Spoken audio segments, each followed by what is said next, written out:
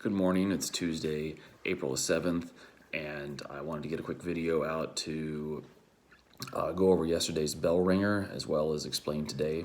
So yesterday's bell ringer was a question about religious diffusion. Great example of movement of religion. So you're taking that concept of religious geography, but you're putting it with some of our other earlier concepts. This would be ideal for an FRQ.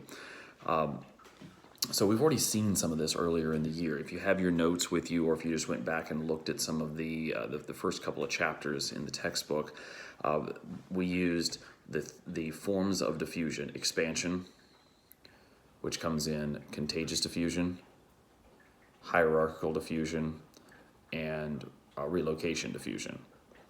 And then we also have migrant diffusion as well, that we take a look at. And we talked about Islam being a good example of contagious diffusion, spreading out of Southwest Asia into Northern Africa and into Europe. Judaism is a really good example of migrant diffusion, where you have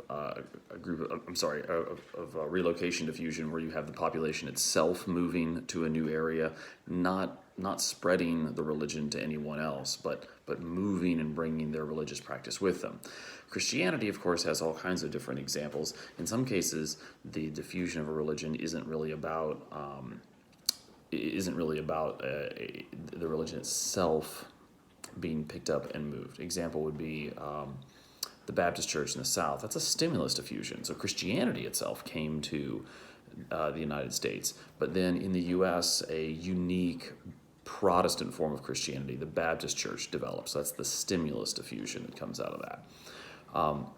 Buddhism, pretty classic example of migrant diffusion. That the diffusion rate route is that the Buddhist population left South Asia, then moved into East Asia and other parts of the world, and then you had the religion disappear from its hearth area. So terms you want to think about in studying this concept would be the different forms of diffusion, making sure you understand how they're different. So we have all the forms of expansion diffusion: contagious, hierarchical, stimulus.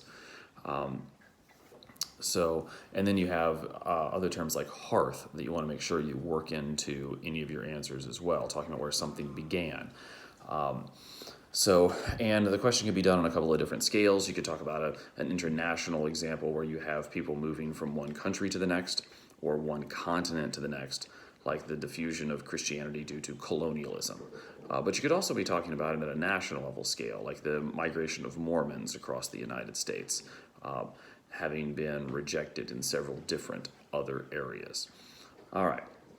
So, and hopefully you had a chance to check out the videos that were mentioned there at the bottom. They give you a nice overview of some of these, some of this information, things that you should have already learned in 9th grade Modern World History and 10th grade U.S. History, or APUSH.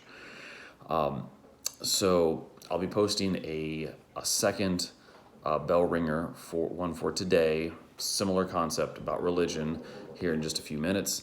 And later on in the day, no later than noon, I'll have some way of getting you a Chapter 7 assessment, and I'll have all the due dates and everything posted with that at that time. I'm hoping it's going to be a Google form. There's just been a couple of little hitches here in making sure that everybody can get it.